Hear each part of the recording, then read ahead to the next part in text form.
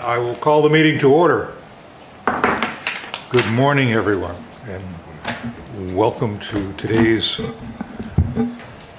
episode of the Trustees of the Trust Funds. I'd like to designate Alberto Manalo as our minutes taker.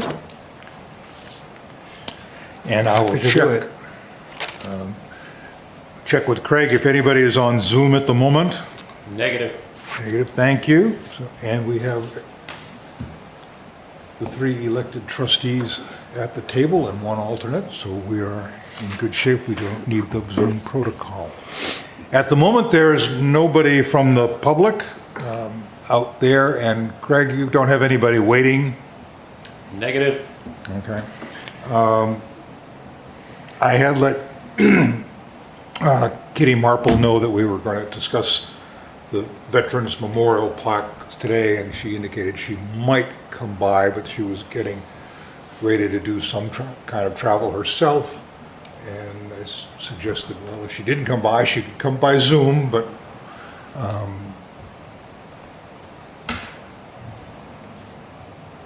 not having heard it back from her, we'll proceed. And if a member of the public does arrive by Zoom, you'll let us know, Craig.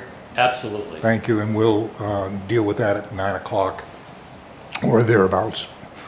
So first thing I need is a motion to approve the agenda. I move that we approve the agenda for today's meeting. I will second that motion.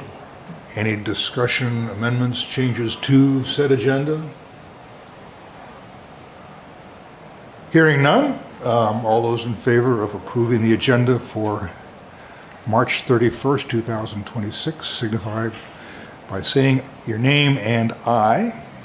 Alberto Manalo, aye. Ted Howard, aye. Tom Bevington, aye.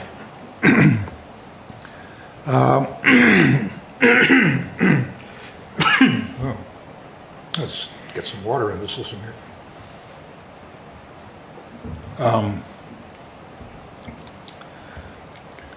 So next on the agenda is the approval of the minutes of February 24th.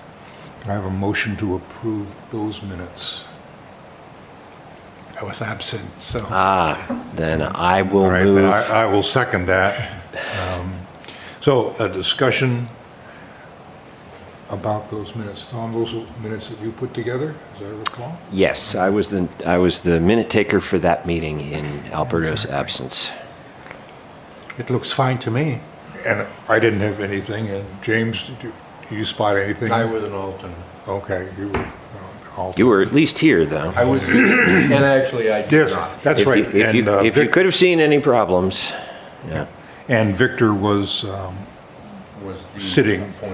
for Alberto, so we still have a quorum, 2 out of 3, so if there's no discussion, then we should so vote. So I vote to approve, aye for the approval of the minutes. I as well, Tom Bevington. Ted Howard, I okay. abstained because I was Not absent yet. from the meeting. Okay, so that's carried. Now, as I recall from the information being passed around, we had notes from the previous meeting. Did we actually approve those? So we approved those with the correction of a few minor typos. Okay. And thank you for doing that, Yeah, Tom. I since I was the minute taker, I just sort of volunteered to take care of it. So both of those that was in my email, I think on Sunday, Okay. can go off to the So, town to yeah. be posted. Okay, that's what I wanted to be sure of.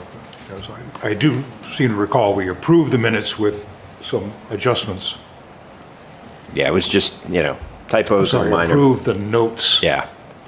I think the discussion was more really about what do we call them, since they were Yes, notes, not they're minutes. notes. So we took care of that with some minor Right. problems. So we at least have a unofficial record of our discussion in January on the website. We will have when I submit it. Yeah. Okay. So what was in that email is good to go. Our next order of business is to deal with the organization of our illustrious group. Having won re-election by landslide, which all of us, Congratulations, by the way. yeah, it was not an unexpected victory. I feel like Vladimir Putin's. I hope not. But I didn't have to suppress the vote or jail the opposition. Just needed to remember to vote for yourself. Yeah, I considered that an accomplishment, so I remembered that part. And my wife voted for me as well. Wow. And apparently some other people did, so I, Anyway, I move that we elect Ted Howard as chair and bookkeeper of the trustees of the trust funds for this year. I will second that motion. any discussion? I won't do a, General Sherman said, if nominated, I will not, elected, I will not. One of those things. I'll stick with that. That's, I think, a reasonable tasking. So I will ask for, I guess I can vote for myself. I did before an election, I can vote here. So all those in favor say aye. With Alberto your name. Manalo, oh, okay, aye. Tom Bevington, aye. Ted Howard, aye.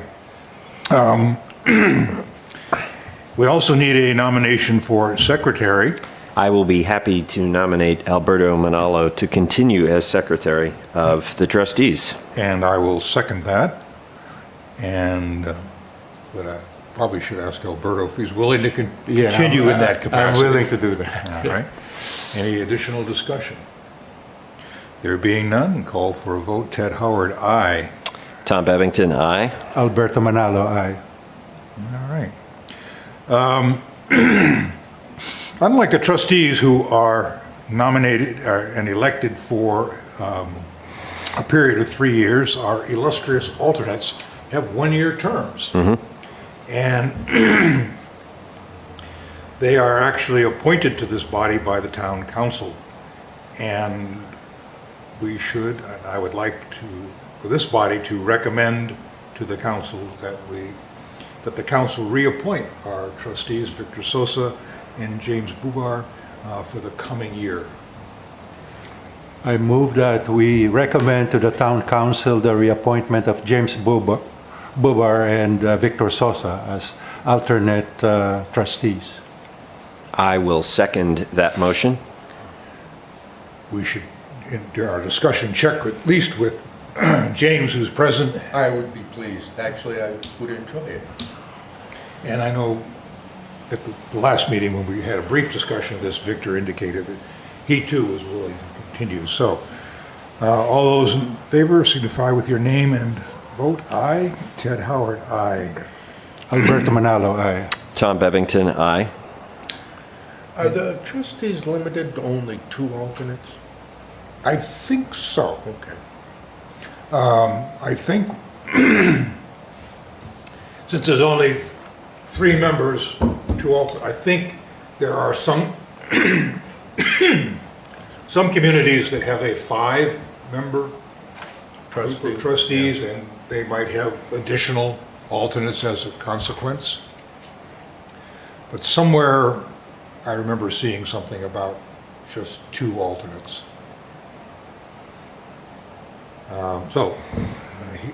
Hearing anybody opposed? Obviously not. So the motion carries, and I will draft a letter to the town council or to Todd or whomever. I'll dig up the old one. Joe is the chair, Joe Frickerson. Yep. And get that on the next town council agenda to make everybody official. Yeah. Which is, I think they're going to approve appointments on the April 6th meeting. Right, so I should probably do that this Yeah. week, yeah, Yeah. because that's their typical way of going about things. All right, so we are, Joe Friedman, not Frederickson. I got confused. we are duly organized for the 2026-2027 cycle. Some continuing business. Let's see. For the Doe Farm, I can report that I have put together a short announcement of our new management plan, together with a link to that plan and our status as a certified tree farm for the town Friday updates. And we'll get that submitted, I hope, later today or maybe tomorrow, but whatever. And it may make this Friday, it may make the following Friday. I'm not sure exactly how the process works for that. I did contact the American Tree Farm folks because I wanted to, at Veronica Ludington's suggestion, some little picture of a tree farm sign she thought would be useful as part of that. I have a picture of some of the Doe Farm itself, and I thought, well, why don't we stick a little tree farm symbol on the picture? And I did reach out to the tree farm people to get permission to use their thing, and they happily not only granted it, but sent me a better version of it. So that'll happen. Land Stewardship Subcommittee, I did not get to the March 11 meeting, but the Land Stewardship Subcommittee did meet Wednesday of last week on the 24th with, it wasn't, I guess not officially a Land Stewardship Committee meeting, but it was at least that group plus people from the DPW, Todd Selig, two folks from the state, and residents of Mathis Cove who were concerned about the application of Roundup to control Japanese knotweed along the road there, Mathis Road. They have apparently a fairly serious infestation of Japanese knotweed, and so there was some discussion about what to do about that. In brief, the residents are concerned about the safety of that. They're on wells, and in some cases, the wells are relatively close to the roadway where the treatment is placed. The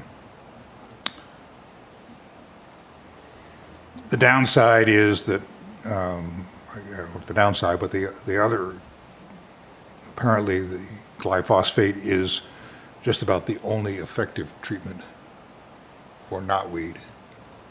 Cutting it makes it worse. You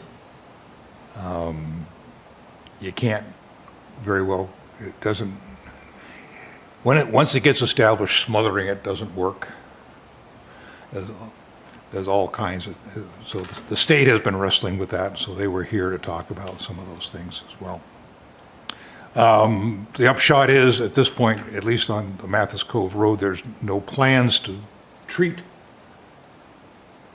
that infestation this year, and there's the town, I guess the town is going to look, the DPW specifically is going to look into a couple of other alternatives that probably don't really control the knotweed, but what it may have an effect, they may be able to decrease its height through the use of a wire mesh, which basically, as the plant grows up through it, girdles. Once it gets big enough, it will girdle the plant, the stalk. So the idea is to keep the height down to maintain the sight line.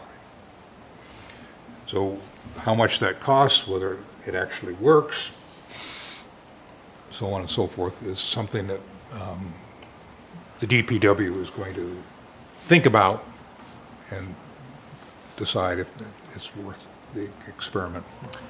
and there's a couple of other things that they might look at as well. So, no grand resolution, but at least a civilized conversation. So, any questions? Doe Farm, Land Stewardship Subcommittee?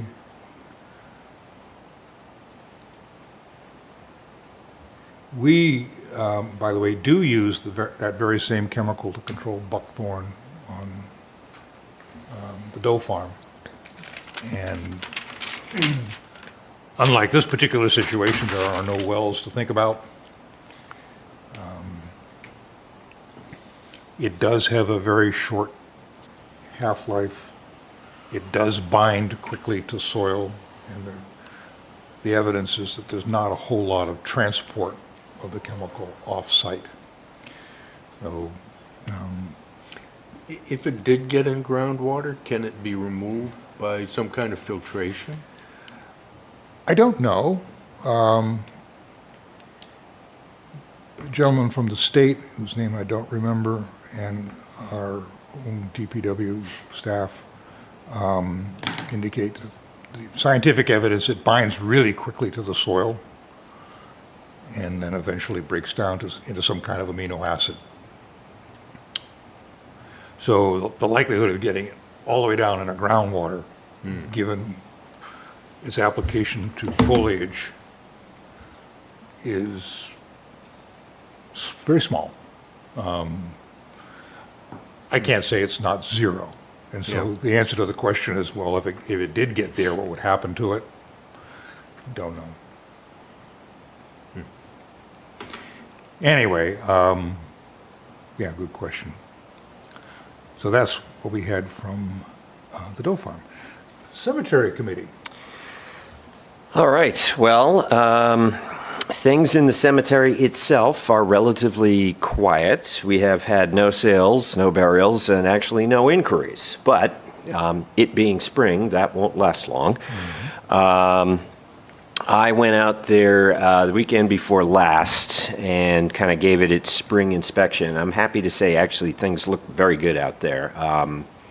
Usually we have tree branches down or something like that. There was actually none of that. The DPW did an excellent job planning ahead, did a lot of trimming out there last fall, so the place is shipshape.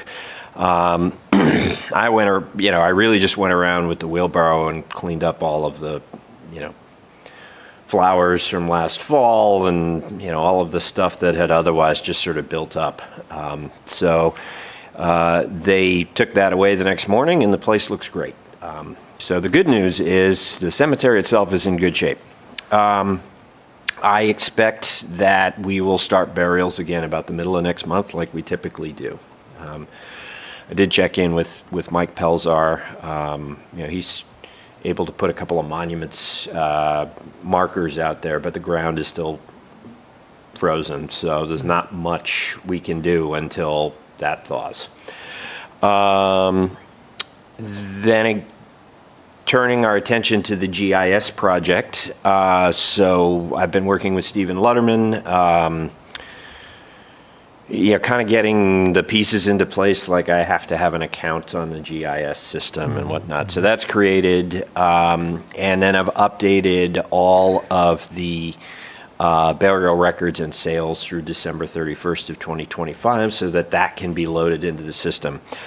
I think the next steps, Stephen was on vacation this past week, so I've got to get a hold of him after he gets back, but we'll have to go out and actually kind of walk the boundaries of the cemetery together with the equipment, to determine exactly where things are. Just kind of capture that boundary data in the GIS system. That's probably a half a day's work, and we'll do it when the weather warms up a little bit.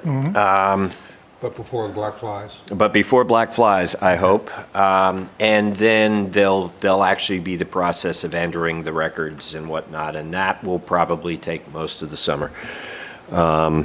So that's about it for the cemetery. However, in doing the sort of audit of sales and burials and whatnot over the last year, I realized I made a clerical error on a deed that we need to correct. I reversed, it was a cremains plot, and I reversed the plot letter and the lot letter. So we made out a deed for section F, plot F of section D, which isn't correct. So you and I can take care of that afterwards. take I've care of prepared an alternate deed. I just reversed the two. It was right on the paperwork, but there is no section F, so just got to fix that. That is the only little problem I found. Yes, you can put in your notes that, I can't type. And other than that, that's all the news from the cemetery. I seem to recall there's some longer concern about the wall. Yes. I've got to have my annual meeting with our friends out at the DPW and talk to them about what they see as the problems are, but we've really got to tackle that wall. And that wall is not going to be easy to tackle because they can't do it. We're going to have to bring in a stonemason, and the wall is, 100 years old and crumbling. And what I've been told is that,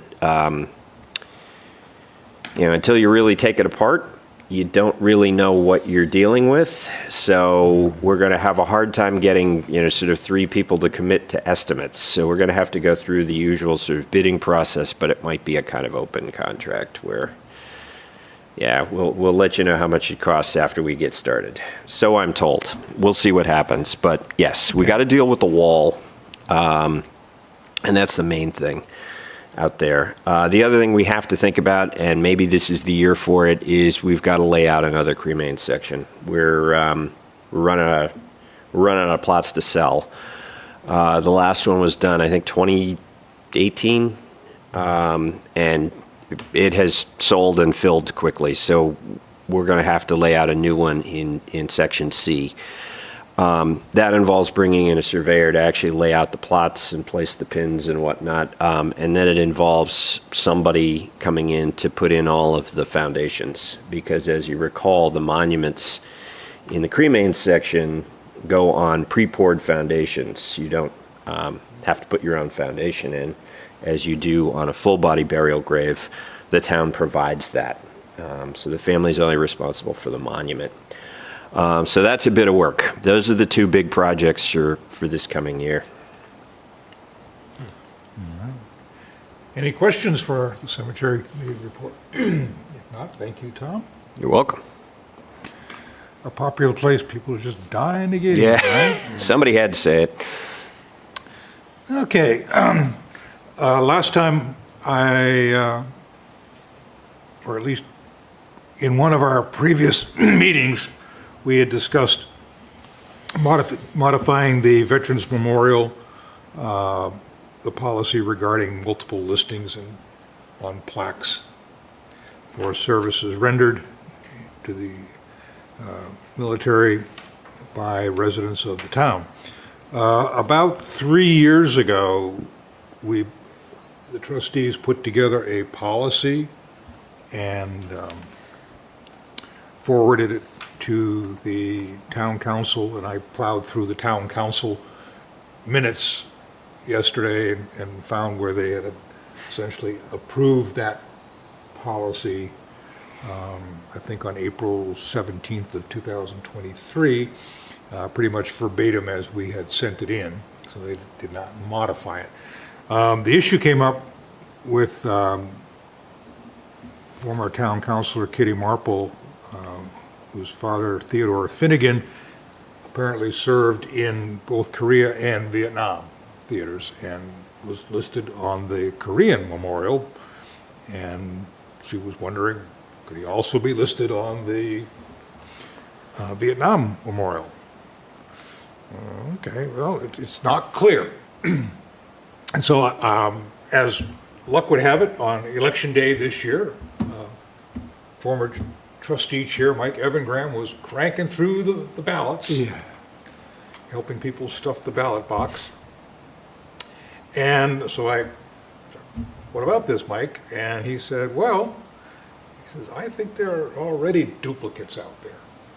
And so armed with that information, I did go by the memorial and photograph the Korean memorial, which is relatively small, and the larger World War II one, and then cross-checked.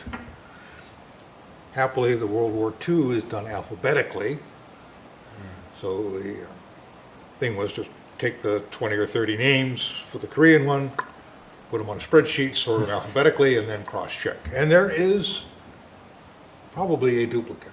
And I say probably because the name on the Korean memorial is Edward A. Blewett, Blewett,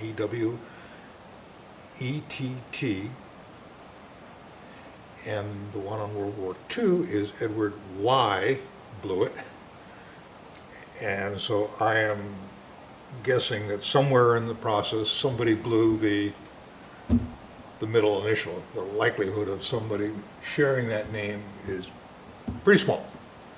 But that was the only overlap that I saw, and I did not then go and look at the Vietnam Memorial and cross-check it back with the Korean Memorial, which, but in any event, the conversation with Mike was that it was his understanding that you get to serve, you get to be recognized where you serve. And to that end, I sent around something late last night. Yeah. I thought it was pretty well written. Well, that's the Yeah, policy. Well, I don't know if the edit showed up. The edit doesn't show up unless you actually call Well, it. I saw one edit, I mean, a few, the minor ones. You added a phrase, I think process for recognition is as follows. Or Yeah, something like that. that doesn't actually get used in the, let me see if I can pull up what I, Yeah, I have the edit here. Yeah. It's a note, you know, in the margins. right. Yeah. I found it as well. So go down to the second bullet point and then indent all the way to the, there's a line that says duty dates / places of service to align the veteran service with an appropriate memorial plaque. And I'm suggesting that that would be a good place to insert the following language. The veteran will be recognized on all memorial plaques for which the veteran service meets all criteria for recognition. And I'm willing to alter that however we would like. And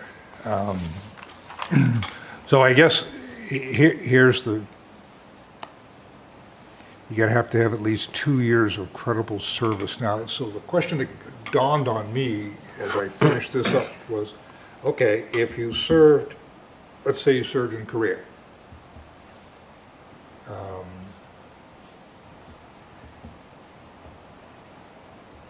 And you were in the theater for the 2 years, or whatever the thing is. And then later, Vietnam,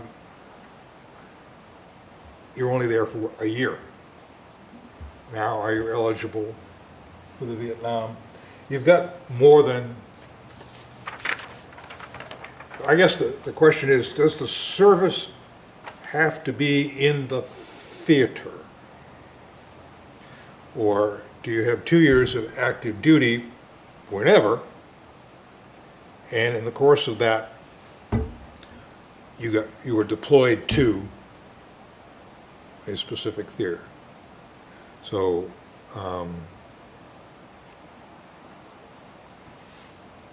so you were called up in the waning days of the Korean War. You spent 6 months in Korea, and then rotated back to the States, but still finished your tour. You've got 2 years of active duty altogether, only 6 months of which was in Korea. And I think that's what our policy is saying, that's fine.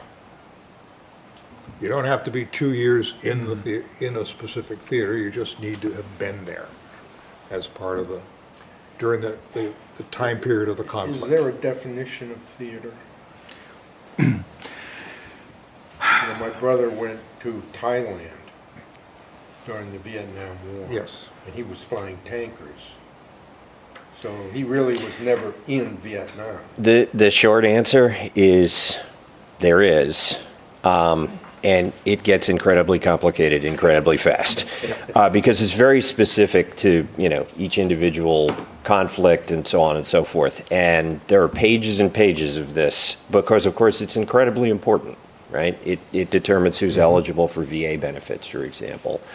I noticed, though, that our policy doesn't mention service in theater at all. No. It just says 2 years of service on active duty. Right. And so the plaques, yeah, so suppose you were 2 years active duty in the late 1950s. There's no Korea, there's no Vietnam, but you're a veteran.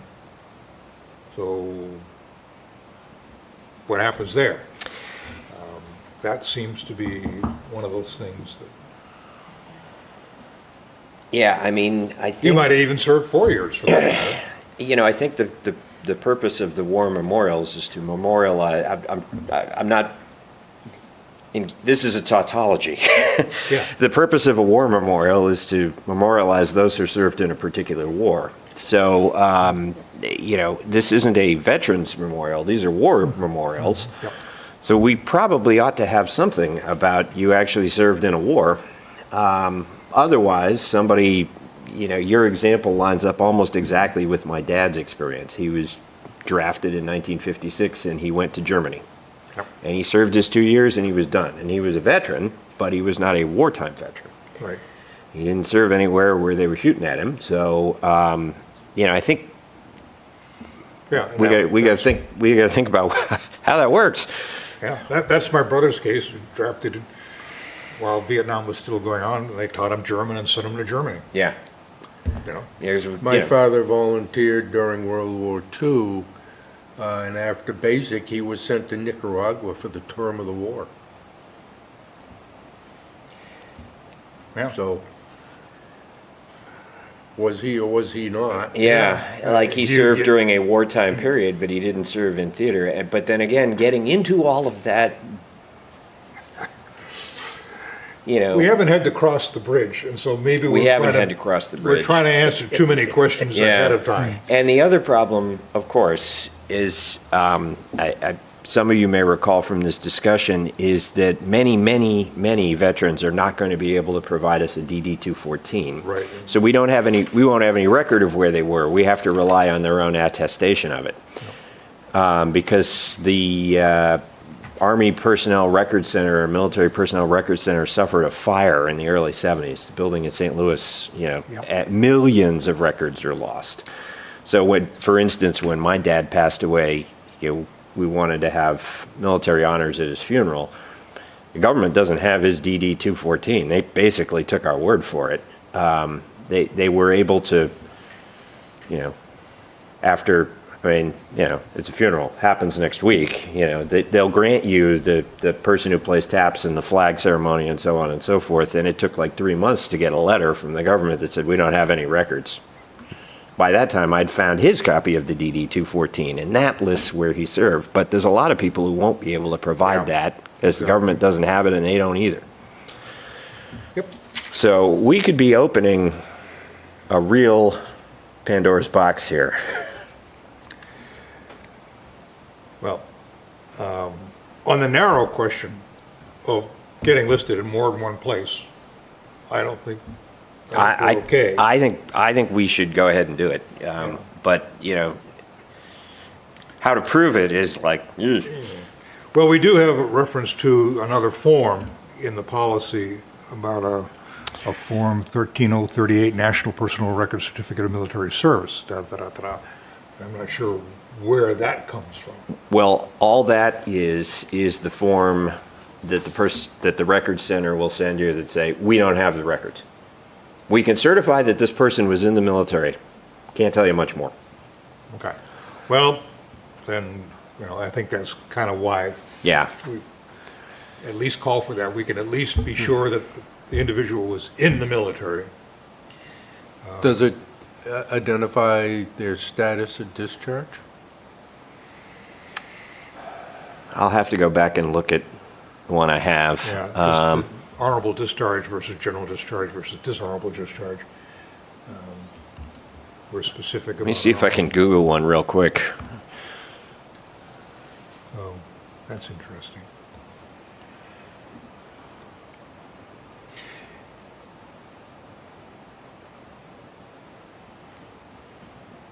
Yeah, it does. Information provided. It includes key data like service dates, character of service, and branch of service. So it will tell you what branch of the military the person served in, whether they were discharged honorably, and approximate dates. What it can't tell you, though, is where they served. That's only on the DD 214. So,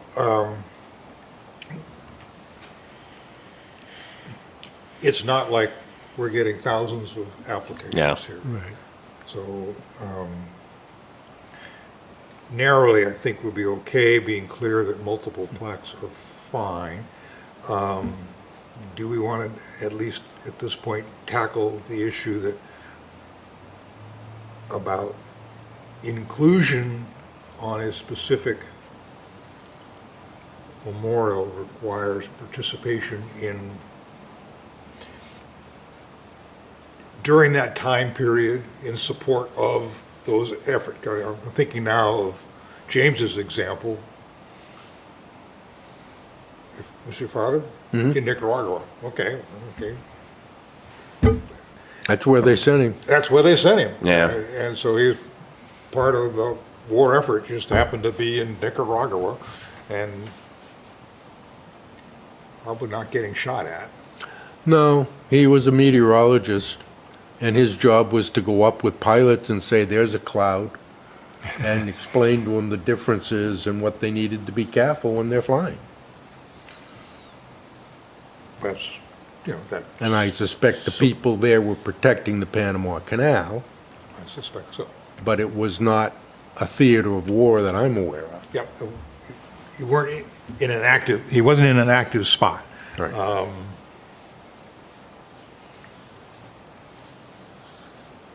Yeah.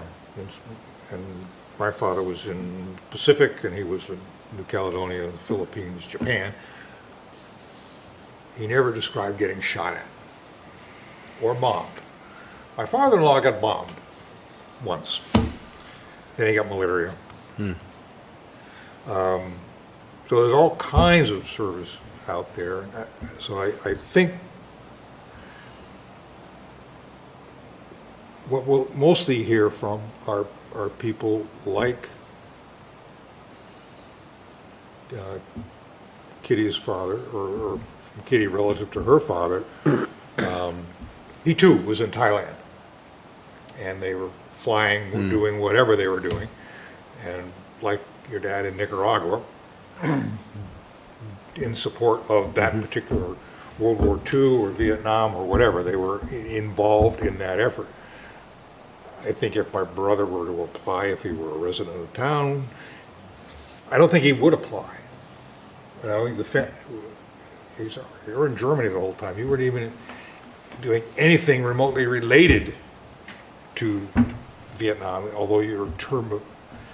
So I think there's probably a lot of self-selection in terms of, oh yeah, I'll put my dad on the, or mom or whomever on the plaque, just because they were in the service at that particular time, but they were doing something completely disengaged from that war effort. At least World War II, it was a world war. And so it really doesn't really matter to me, in my mind. Maybe that's the definition. So it was a world war, and just because you weren't in a spot where you're actually getting shot at doesn't mean you weren't involved in that war. When you say Vietnam, you would at least expect you spent some time in the Southeast Asia, somewhere. versus he had a desk job in Washington in support of the Vietnam War, but is that... So maybe the smart thing to... I was gonna say, I'm a little bit more concerned about the residency in Durham for a period of at least 6 years. I mean, I've never been in the service, but I've lived in Durham for over 20 years. I don't consider Durham my home. And I guess 6 years, that's just a tour of duty, for crying out loud. So I don't really buy into that piece of this. And I can't tell you why that number was picked. And I guess with the attestation, which I'm assuming is coming from the family, I would like it to include that this person doesn't appear on any other war memorials. Oh, like in somebody else's town. Well, the town he thought was his hometown, or she thought, Yeah. or they thought. It's, Something to think about, too. but I think the more immediate issue at hand is, Yeah. We open up the can of worms Yeah. somewhat further. So, you can always just throw it up a level and let the town council say, Yeah. here's Well, they're here's gonna- our current draft. they're going to throw it back to us. Yeah. And I think our job is to help out the town council a little bit. So,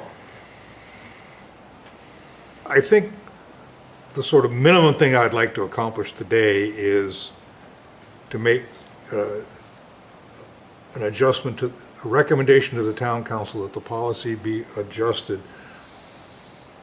to include the language that I read earlier, which I'll repeat again, that at least it makes it clear that if you have in fact a veteran who has served in 2 conflicts, they can have their name in 2 places. Because the practice, apparently, at least with Mr. Blewett, is, yes, you can.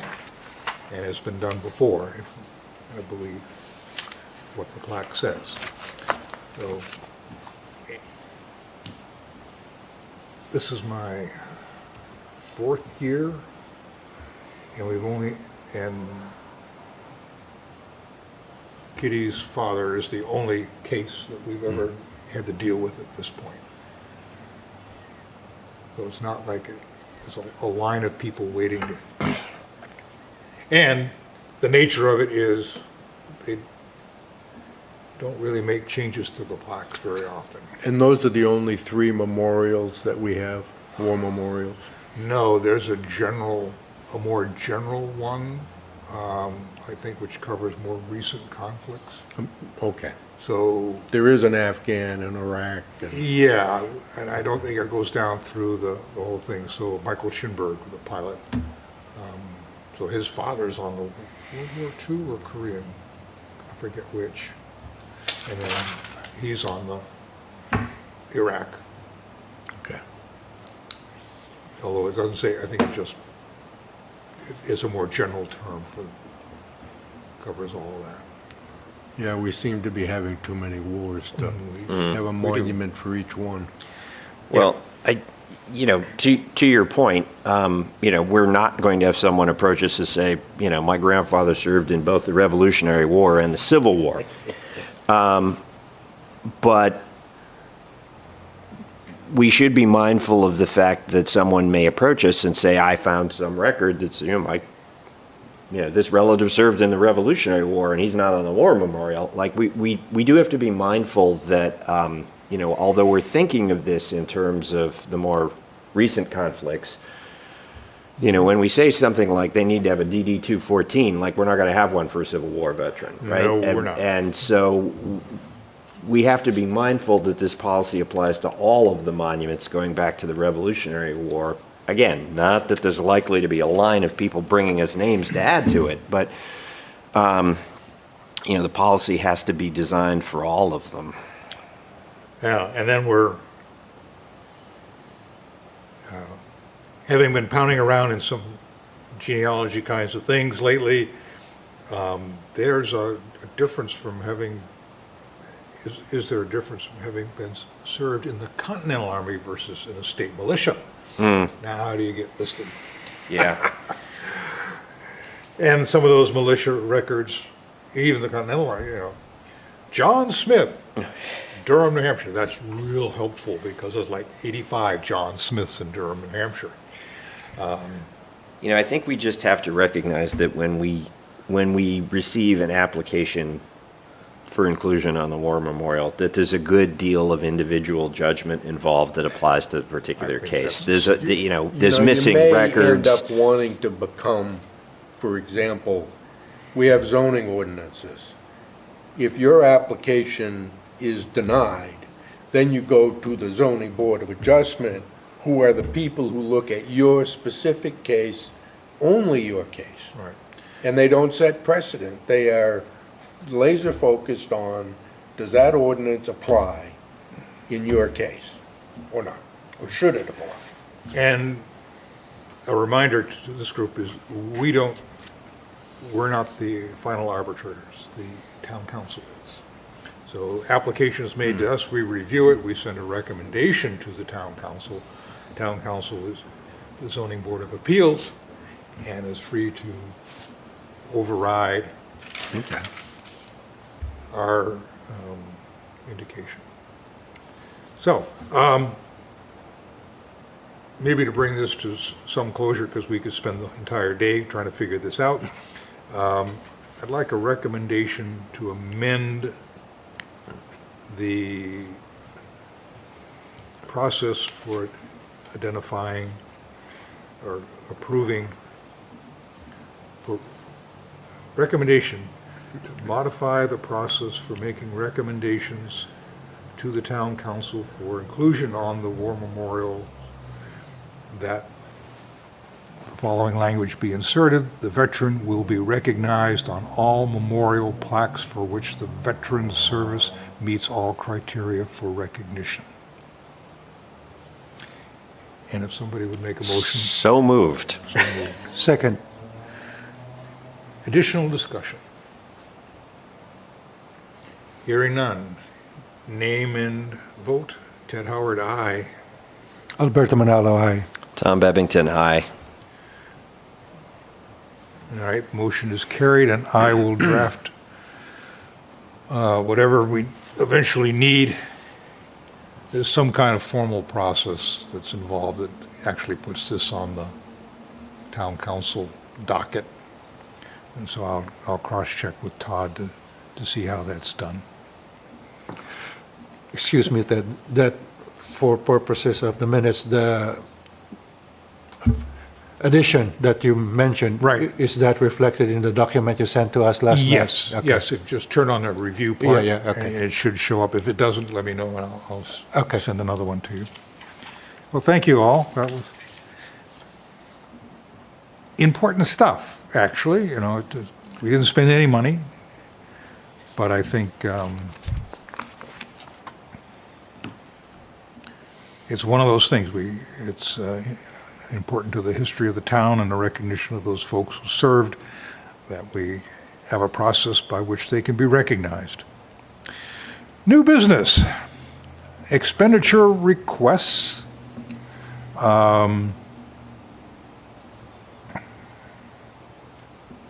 We have none. Apparently, the only bills that have rolled up are a couple of Eversource bills that keep the chapel lights on.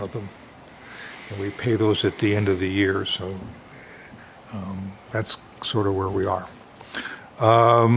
Monthly MS9.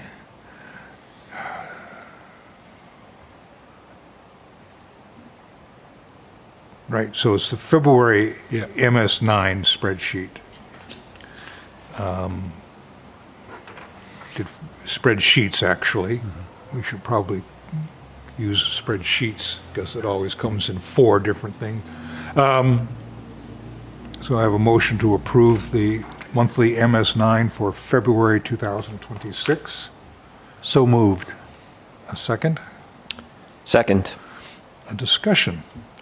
Folks get a chance to look through the sheet. Yes, yeah. not No. much activity there except for the, what do I call this, Wagon Hill. You know, there was an additional fund. There was a drop-ins for Yeah. some money there, yep. Yeah. So that was nice. I did send you the comment about the water and the wastewater funds being termed maintenance and repair. Oh, yes, yes. And that they're only for capital improvements. Right, and I will check with Deb when we get done here to see whether that's something that we control or whether that's dictated at the state level. That would be my only concern. The state tells us how we have to classify a lot of things. Oh, And so it may be that they don't have that label and they come up with the thing that's closest to it. okay. So they force us to put things in certain kinds of categories. So there may be, those may be state descriptors versus something we put there. If it's something we put there, we should change it. It's coming off an agreement we made with the state. Right. But that doesn't change what you said. Right, because Okay. the left hand doesn't necessarily know Right. what the right hand is. So I agree that those things I guess it's are, important, at least for the trustees, to understand that it's a capital. that they're not to be used for maintenance Right. and repairs. Exactly. And then I think my response to your email was, where is the boundary between maintenance and repair? If I change my roof, is that, Depends on your definition of property records. yeah, but I'm thinking, is that a capital expense to me? Or If- is that a if- repair? If you separate your roof from your foundation and your property records, then it would be capital. But if you only have house in your property records, then replacing the roof is maintenance. Okay, that's interesting. That begs, and then, That has a big implication for for-profit companies. right, As to whether you want to have expenses or whether you want to have it as a capital right. and recover through depreciation. Okay. So, Anyway, however that works out, we will find out what we can do. It should reflect the actual account parameters and not if it's supposed to be capital, it should say capital versus repair and maintenance. and then I think the other issue was the one of the water fund is well over the $800,000, which shouldn't matter to the trustees, But it should matter to the town. well, and the university, Yeah. because it's a joint fund, 50/50. And the issue, I raised it with Todd about a year ago, because we were continuing, the town was continuing to contribute their $20,000 a year, and the university was contributing their $20,000, and we were already over the limit. Yeah, and the account was making And so, 40,000. well, okay, the contributions should stop, but what should happen with the excess? And Todd's response is, well, it should accumulate, which means it would grow well past 800. It already is at 900. It's And almost change. 900 now, It's over unless 900. there is some capital expenditure request for shared facilities that would drive it below the 800. And then the 20,000 would start again at that point. Right, right. So that's how And- it's, And so there's a discussion going on as to whether, well, you know, we really shouldn't do that. We should just refund the 92,000 or whatever that number is on April 1st every year, 50/50 to the university and the town, or should we let it accumulate? right. And that's really, I don't think, a trustee decision. No, no. So, and I think one of the things that occurred to me was that agreement's now 10 years old. And It the cost of expires at doing the end of capital this things year. And and so that raised, Yeah. is $800,000 the right number? That's, again, not something that right. that we worry about. And there is, though, a side agreement between the town and the university that automatically extends all expired agreements for 1 year every year. So in effect, the agreement goes on in perpetuity until one of the parties says, nah, I don't think we want to do this. Right. So, yes, it expires this year, but not really. Not really. So, I guess that's one of those things we can just bring to the attention. Yeah. Oh, by the way, we will continue to manage the money and do well by you, or, except for this month. And next month, probably. Maybe the month after that. Yeah. But those are all good points. Anyway, back to Okay. did we actually approve the MS9? Did I call for a vote on that? Did we actually approve that? I don't think we voted yet. I don't think we voted. So is there any further discussion about the February MS9? If not, those in favor of approving the MS9, so indicate with name and vote. Alberto Manalo, aye. Ted Howard, aye. Tom Bevington, aye. Motion is carried. The MS9 for February 2026 is hereby approved. MS10,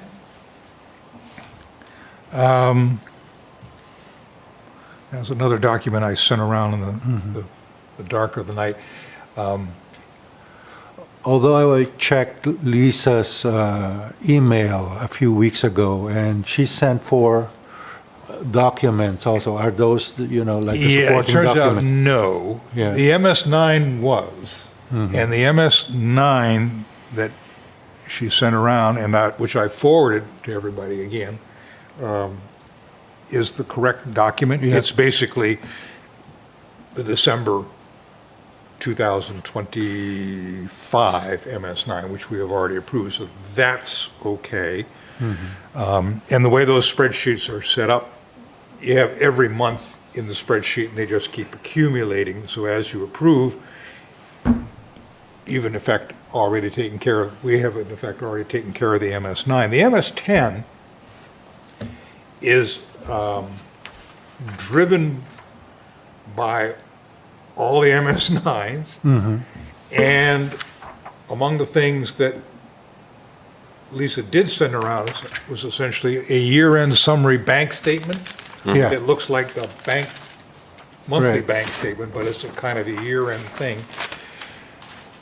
All of that drives into the document that Alberto's holding in his hand, which is a one-page, half a page, third of a page. Yeah. Very little, Should be on very one little page. stuff, which constitutes the MS10. Yeah. And the way the process works is the chair, me, then needs to go on to the state portal and sign away my firstborn saying that those numbers are right. And before I do that, I like to have at least approval from this organization.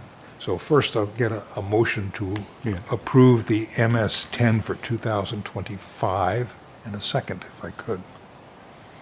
I will move to approve the MS10 for 2025. I second the motion. Discussion. James? I'm looking at brokerage fees, and I'm just curious what those actually are. The line, I mean, it says Cambridge Trust Company, Trust, Cemetery, and Capital, but is that the fee we pay to Cambridge Trust? Or is that the actual brokerage fee that we pay to the broker that Cambridge Trust uses to execute all the transactions? Because I did the simple math for each of them, and the percentages are radically different in terms of the percent of the, and I'm just doing year end, so it's obviously not a great number, but it would comparatively, they're way off. So by way of example, the capital reserve one might be a Yeah, it's like 0.164%. point ones. It's a real small number. Whereas the capital reserve is 1.21%. Interesting. Not sure why that is. Well, Because, you know, to me, the top line one should be close to the bottom. The first line, it says Cambridge Right. Trust Company Trust, and it's $7,700. The bottom one is the reserve, capital reserve, and it's 15,200. Those numbers should be pretty, as a percentage of the total, should be pretty close. pretty close, because they're essentially managed in one pool. But when you look at and granted, these are year-end numbers, the capital reserve is 4 times the trust.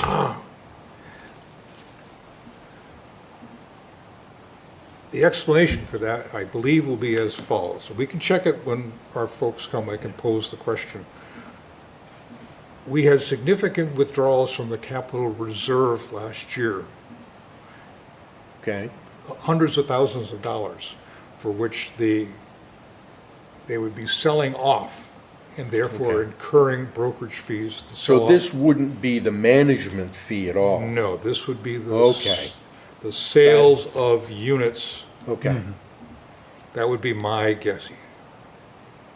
Because they provide in the quarterly report, they show you what the percentage is for the fees as they go through. So these probably, my guess is for, These are very We now need- transaction-specific. yeah, we now need to Okay. sell off $750,000 worth of assets out of the capital reserve to meet the fire, the pension fund, you know, the variety of, we had several big transactions last year, and that's probably where that came. But let's pose that question Yeah. to Cambridge, just so we're understanding where those numbers come from. Yeah, I'm looking at the statements that back these up, and it isn't immediately clear to me, but you're right to point out, just comparing the two, for those funds for which there were a lot of transactions, there's a higher percentage charge. So I think you're probably right by inference, but it's a question worth asking. Yep, we don't need to infer, we can ask. Right. So we'll do that. Granted, I don't do hundreds of thousands of dollars of transactions, but at least dealing with Schwab, I don't remember seeing a brokerage transaction fee exceeding $15. Oh. And usually, quite frankly, they're down around like a penny. Yeah, Foreign stocks are different. right. So, No, I think it's a question worth asking. I mean, it may well be just, you know, there's 60 pages of Yeah. transactions, for example, under trust funds. You know, this, Right, Okay. let's that's all, find out. it adds up, but I think it's worth asking. Yeah. I have a Schwab account, which, you're right, it's minor. You get a fee here. I also have a Morgan Stanley account, and a stock transaction is a couple, $300 or more, depending upon what's being, and I'm not in the town's league. But that, I get a different level of service with, well, yeah. yeah. Well, that's why I was more interested actually in what the Cambridge Trust agreement was. In Right. terms of how their fees are calculated. Etc. Because So we let's- certainly do get a lot of support from Cambridge Trust. so. Exactly. All right. So have we voted to approve? Yes, we did. No, we didn't. We did No, not. we need- are so in now, discussion. are there additional questions? Hearing none, can I have a motion to approve the MS-10 for 2025? Oh, I got the motion. Yeah. Just indicate your vote. So Ted Yeah. Howard, aye. Alberto Manalo, aye. Tom Bevington, aye. Motion is carried, it is approved. I can now sign my life away on the state portal, which annoyingly, you have to do this once a year. That they force you to change your password every 6 months. Why? There's no money involved here. If somebody broke in to the state portal, to the charitable trust unit to look at MS9s and MS10s, it's all public information. Whatever. Deb tells me that when she deals with them, she's changing her password quarterly. Yeah, you need a password manager. Yeah, we appreciate their vigilance. It's a pain. That brings us to investment policy review. And James did a nice job of pulling together some email transactions or conversations so that we could see things all in one place. I only sent that to you, though. Oh, all right, I forgot to send it out, but that's, I'm sorry, I didn't realize the bill. And now I don't even, lost my train of thought. So the last time, oh, I know. There were some things we were concerned about that we were going to ask Cambridge Trust, and I did send information, or I did send those questions along to Lisa and Chris, and Chris has responded.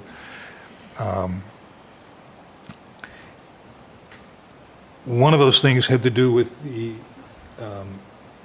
our ESG rating systems, and I believe as they explained it to us at our prior meeting or somewhere along the line,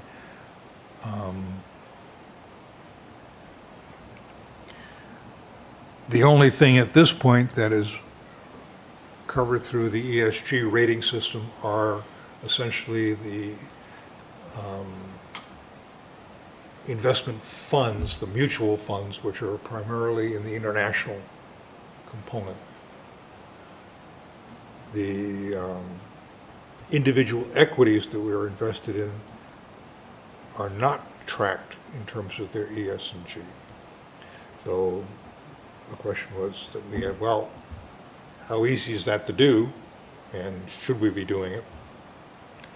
And one of the things that Chris Lucas indicated to us from the perspective of Cambridge Trust is that they do have an ES&G strategy, and he would be happy to have that person join us via Zoom at our next quarterly review to talk a little bit about what's involved in that strategy. And I thought I should check with all of you to see if you were interested in hearing that. And if so, he's already reserved the person to come and do that via Zoom. But our meeting is not until the end of April. So if we're not interested, we have plenty of time to cancel that person. If we are interested, we should go ahead and hear from them. So that's sort of where we are at this point. I would like to hear what, the Cambridge Trust person has to say regarding the strategy that they have. That was sort of my feeling Yeah. as well, but I didn't want to speak for the entire group. Yeah, I think although we don't have a formal request from the town council, we, to update our policy, I think it's something we should be thinking about, and we should have, they look to us to give them guidance. We're sort of the experts on this. It would help us to gather that knowledge, so we can make a recommendation if asked. Okay. So we will go ahead and I'll indicate to Chris that yes, we'd like to hear from them. In my initial response back to him, which I was saying I was going to check with this group, one of the things that I'd like to hear about is what the performance of that strategy has been relative to the strategy that we're currently in.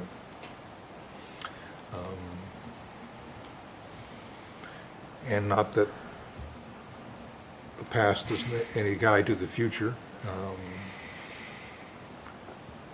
There's at least some information to be gleaned from knowing what it's been doing in the past, so on and so forth. So that was one item that I think we can continue on. What's the other one? If I recall, and I only recall because I just did the minutes for the last Okay. meeting, there were two more questions. Right. The last one was about how do we talk about the duration parameters for bonds, whether we go with a fixed number or a percentage. I'm trying to remember the second one. Errors and omissions. Errors and emissions, and that we settled because we settled on the language and made and voted on it at the last meeting. So number two is taken care of, I believe. The errors and omission. Right. We were just looking, that was kind of a technical, like, what do we call it? Yep. What is the language that we use? They weren't able to provide language from other towns, but they told us the correct terminology to create our own, so we did that, and that's in the minutes of the last meeting. Right. So, let's see. Let me, if I can get to the right. Chris did respond. Okay. Question 3. This is Chris's response, and it looks like he did send it to all of us, but I'll just do a fast read to remind everybody. Question 3, duration parameters. Either approach works well to allow for effective duration management of the fixed income portfolios relative to the Bloomberg Intermediate U.S. Government Credit, the benchmark. If the consensus is a percentage approach, he would recommend a plus or minus 25% range from the benchmark.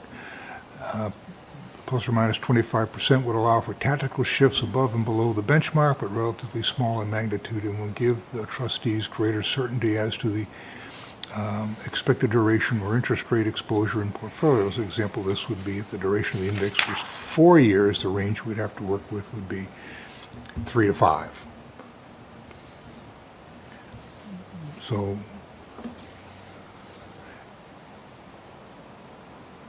it looks to me like he thinks that the percentage approach would work a little better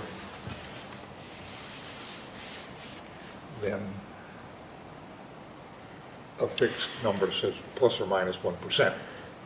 Well, I think to clarify, we had expressed kind of a preference for the percentage because, the math sort of works better, and he's recommending a specific number. And in this particular instance, I'm perfectly willing to rely on their expertise. I'm not a bond expert, so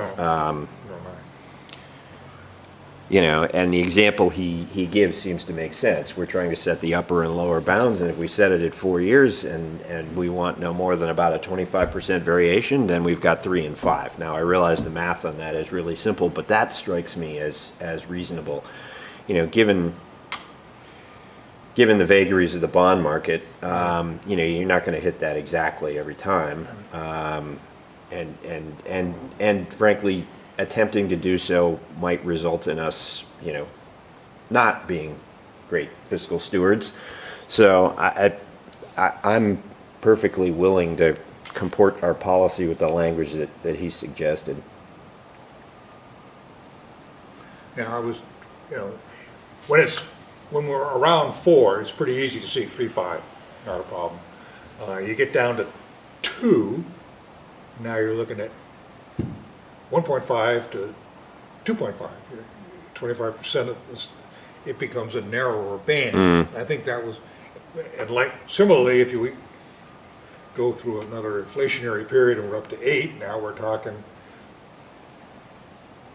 6 to 10. on a percentage basis. Is one way to get to 1.5 is to get to a blend of 3-month and a blend of 5-year? I mean, or are we talking at each individual bond level, or is this an aggregate? This is an aggregate. Okay, So- so they'll have 1 month and they'll have 10 years, all right. So they're looking at An the aggregate, the average duration for our bonds are 4.1 or whatever the Yeah, number okay. is. And that's in this range, and it gives them some motion. So if the benchmark is, for the Bloomberg government bond thing is 3.9 and we're at 4.1, we're good. If the benchmark is 5 and we're at 3, then that's another question. You know, then they're out of line. So what they're looking for us, we're trying to get in our investment policy is, our current investment policy says every quarter we're supposed to approve the duration, and we want to get away from that and set bounds that said, oh, okay, as long as we're within 25% of the benchmark, keep doing what you're doing, thank you. or adjust accordingly. And if we want to have something tighter, and if it falls out of that, then the question, then they really should be telling us, oh, we're outside of where we said we wanted to be for a reason, and here's why. And then we can say, well, we're happy with that, fine, or not. I'm with Ted, I'm not a bond trader, I'm not sure what, if you said 20% plus or minus, what does that mean once you put it into production? Yeah, Or 15% or 30% or pick a number. 25% seems reasonable if your basis is 4 years. If your basis is 15 years, that's a big number. Excuse me. So I guess our bond durations, if you're going to get to 15-year average bond duration, you'd be holding a lot of 30-year treasuries. Right. Yeah. But, you know, we're talking about the duration of the Bloomberg US Government Index. Which one? That's a very specific number, Okay, which blends all kinds of things, apparently. so it's okay. So I don't happen to have a quarterly report right on me, but I'll go there. there's a number in there that's reported, Okay. and then, which I always thought was, if we were supposed to approve the number, that's a rear window number. It's already happened. And that doesn't seem to be very helpful. We should be more of a proactive, well, this is our expectation going forward this year, that we'll be in this bound. And just for the record, I quickly Googled it. The Bloomberg Intermediate U.S. Government Credit Bond Index is a broad-based flagship benchmark that measures the non-securitized component of the U.S. aggregate index with less than 10 years to maturity. So So it there is is an upper limited. bound set by the actual, Less than yeah, 10 years, so it's Less than it's not 10 gonna go to years. 15. right, Yeah. or 30 or anything else. It's, you know, we're probably looking at that 5 years. Everything from monthly maturity to 10-year Yeah. treasuries. All right, so maybe we should have something very specific. To do that. I hate to craft things on the run because that, Oh, excuse me, at least 1 year and up to, but not including 10 years. okay. So Oh, so short-term stuff, 9.99, okay. short-term stuff isn't part of it either. Okay, Okay. interesting. I'm sorry, less than 1 year or? That's what it says, yeah. Nothing less than 1 year. Nothing less than Okay. 1 year. So really short-term stuff. So that's Up what goes to, into but- making up the index. Up to, but not including 10 years. Yeah. So, 1 to 9.9. yeah, whatever those things are, that's what goes to make up the benchmark. Our stuff has, as I understand it, a wider range of things in there. We do have shorter term. So we're almost a 1 month I believe up we have to some. not including the 10 And years. we probably have some 10-year stuff. So we have a mixed bag of things. The benchmark is not exactly this. The benchmark isn't what we hold, exactly. Right, which is similar to the NASDAQ-y benchmarky thing that we use for the equity side. We don't hold that portfolio, we have a different portfolio, but we measure its performance against that dividend yielding portfolio. Now, the Bloomberg, Chris, I think, mentioned, is already reported quarterly to us. You know, the Bloomberg Intermediate U.S. Government Credit is reported as a benchmark for Right. our fixed income performance. Yeah, so so that's what we use, and it serves as the benchmark. Our discussion today is really around How far can we setting deviate? bounds. Yes. Yeah. on How that. far can we deviate from that benchmark in our own holdings? Yeah, addressing the issue that in our current policy, it talks about us approving a duration at every quarterly meeting. And so we're trying to get around that process, just say, as long as you're in here, we're happy. So would you be interested in saying 25% not to exceed 10 years? Yeah, not to exceed some Some number, yeah. number, yeah. Yeah, we'll have to figure out what that Think- number is. I know. Well, yeah, you would. Yeah, so given the description, it's not going to exceed 10 years because it doesn't have anything 10 years. The benchmark's not going to. But the benchmark is just going to give you a number. Here's the average. Oh, okay, so you're saying.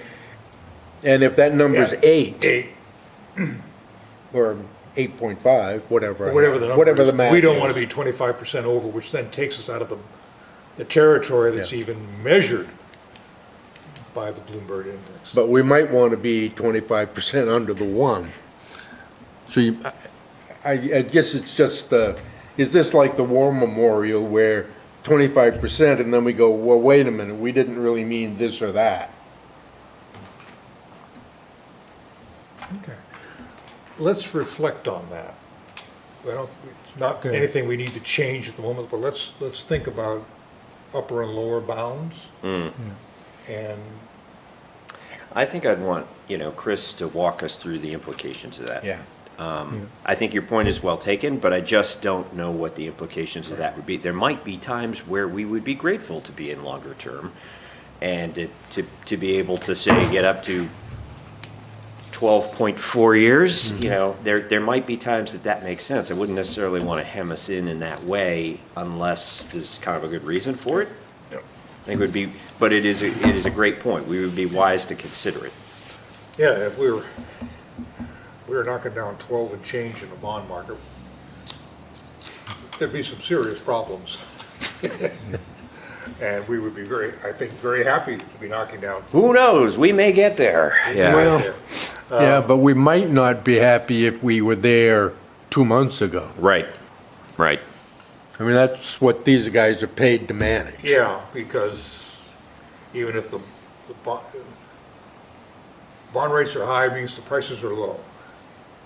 Right. Yeah. Because your bond has a fixed number on it, right? It's a $10,000, whatever it is to get in, and as the interest rate goes up, the price goes down, and so isn't that where a couple of those banks on the West Coast got in serious trouble, was the interest rates rose and the prices dropped? And they suddenly didn't have the capital reserve get themselves in serious trouble. So, yeah, while you may be getting paid a lot of interest on that bond, it might not be worth anything if you had to sell. So if we were in a situation where we had to write a $2 or $3 million sewer check, and we only had 800,000 in reserves, we had to do something else and ended up liquidating well, we won't have to pay the two. We'd only have 800,000 of sewer, pay that off, okay, fine, but we just took a bath on our bonds because interest rates were high, so the price selling off the bonds went for a lower price than we paid for it. Take a loss. But yeah, let's get some discussion about, I'm happy with 25%. We'll see if the manager people can provide us any advice about whether we want to bound that at some max or minimum and what the implications are. Inherently I don't see an issue with that, but Well, I'm encouraged by his language. This plus or minus 25% range would allow for tactical shifts above and below the benchmark. Gives them enough wiggle room to make wise investments on our behalf when they see an opportunity, but does keep things within the bounds of reason. all right. Well, we'll toss that, I'll indicate to Chris, we're going to toss the question back to him. On the bounds. Yeah. What the advantages or disadvantages might be in terms of setting some absolute limits, operate within this 25% range with the idea that if the benchmark is at one end or the other, or there's concerns about what happens when the benchmark gets out to the extremes. I think that's really the issue, is if we do get close to a benchmark at 8 or 10 or some other number, were we still happy with that, or what are the implications? Let's find out. All right. So that was that piece.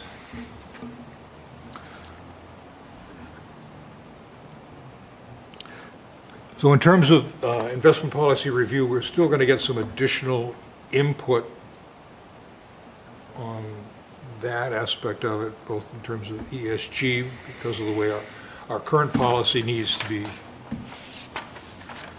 examined, adjusted in terms of what we say about ESG, because what we're doing is not exactly what the policy says. The policy is not real clear. Policy is clear. We're not doing exactly that. And so the question is, what should we be doing? Sure, is our policy out of date? Is there things we're going to change in terms of ESG? And similarly, our policy has something about duration that's not clear and requires us to do something which probably doesn't need to be done. And if we get some more information, then we can be comfortable with, perhaps as we discussed with the ESG thing, a once-a-year look at that to confirm where we are. So those are a couple of items still outstanding in terms of policy review. And there are probably some more, but those are a few more things. We are required every year to approve our investment policy and send a copy to the state. We still have quite a bit of the year to go, and so I'm comfortable leaving this discussion open for that. Sounds reasonable to me. All right. So we'll essentially, we don't have any motions on the table, so we don't need to table anything. So are there other things we need to be concerned about? Nothing for me. None from me either. Jay? Lisa did respond to the issue of who gets to vote the shares, Oh, yes. and whether you wanted to do that or not, have that privilege. Yeah, But at least she answered the question. right. Which, as I recall, They- they sort of voted. They use a proxy service outside for recommendations, and they vote the shares based on that. Right. We don't. And they keep all the annual reports for us. So if we ever wanted to know, we could find out, but we're not inundated. I didn't see any specific comments on if there is a class action suit against the company, are they filing the information to ensure that we're part of the class? Or at least asking us if we want to be part of the Right. class. Yep. So maybe that's a follow-up, I think. You know.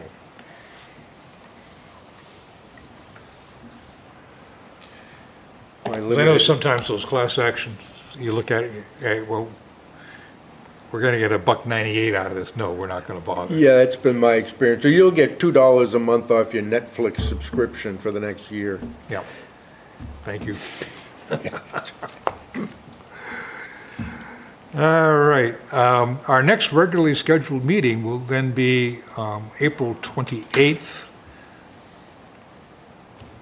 our usual times, and that will include our investment advisors as well as their person for ES&G and investment strategy. A motion to adjourn. So moved. I will second. All those in favor indicate by saying name and vote. Alberto Manalo, aye. Tom Bevington, aye. Ted Howard.